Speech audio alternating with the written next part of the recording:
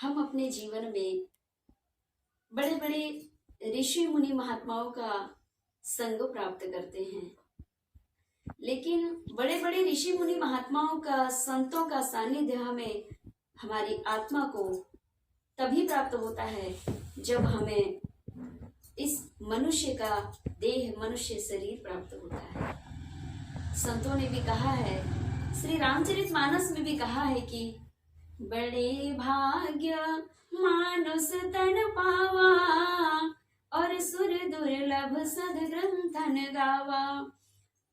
हमें 84 लाख योनियों में श्रेष्ठ योनि मनुष्य योनि प्राप्त हुई है, और अगर हमें जब मनुष्य योनि प्राप्त हो ही गई है तो हमें सत्य और धर्म के मार्ग पर चल करके हमारे सनातन धर्म की रक्षा हेतु उनके दिव्य कार्य में सहयोग प्रदान करते रहना चाहिए।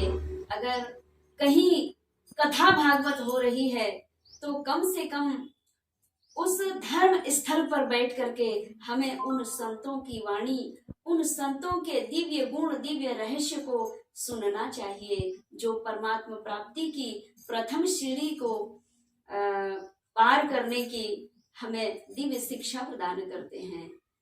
और जब हमें बड़े भाग्य से मनुष्य का शरीर मिला है तो सत्संग भी बड़े भाग्य से मिलता है। यहाँ भी संतों ने कहा है कि बड़े भाग्य पाइए सत्संगा और बिना ही प्रयास होय भव भंगा। हमें मनुष्य की योनि भी बड़े ही परम सौभाग्य से मिली है, और मनुष्य योनि को, मनुष्य देह को प्राप्त कर लेने के बाद हमें संतों का सत्संग भी बड़े ही परम सौभाग्य से प्राप्त होता है। जिस मनुष्य के जीवन में संतों का सानिध्य प्राप्त हो जाता है, ऋषि मुनि महात्माओं का सानिध्य प्राप्त हो जाता है, उन्हें ईश्वर प्राप्ति बड़े ही सरल और सुगम तरीके से प्राप्त हो जाती है। ईश्वर की भक्ति स्वतंत्र है, परतंत्र नहीं है। कहा गया है कि भक्ति और मुक्ति की कथा हम ऋषि मुनि महात्माओं के, ब्राह्मण देवताओं के श्री मुखारविंद द्वारा बार बार सुनते हैं, लेकिन भक्ति तभी अंदर व्याप्ति है जब श्रद्धा और भाव दोनों आपके भीतर विद्यमान हो। श्रद्धा माँ भगवती का स्वरूप है और भाव भगवान भोलेनाथ का स्वरूप है। जहाँ श्रद्धा और भाव दोनों रहते हैं वहाँ भक्ति देवी अपने आप प्रकट होती है।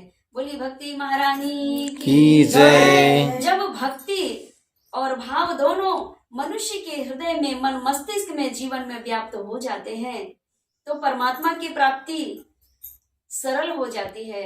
सरलता से हम ईश्वर को, उस परम सत्य को, परम तत्व को, आत्मज्ञान को, दिव्य ज्ञान को प्राप्त कर सकते हैं, और हमारे इस मानव जीवन को भी सुधार लेते हैं, इस लोक को भी सुधार लेते हैं, और परलोक को भी सुधारने में सामर्थ्यवान हो जाते हैं। इसीलिए हमें सद्गुरु परंपरा को अपनाना चाहिए, ऋषि कुल परंपरा को अपनाना चाहिए, और स्वयं की भी शुभ गति प्रदान हो ऐसी कामना करते रहना चाहिए, और अपने अपने परिवारजनों का भी कल्याण होता रहे, उन्हें भी शुभ गति, शुभ सतमार्ग प्राप्त होते रहे।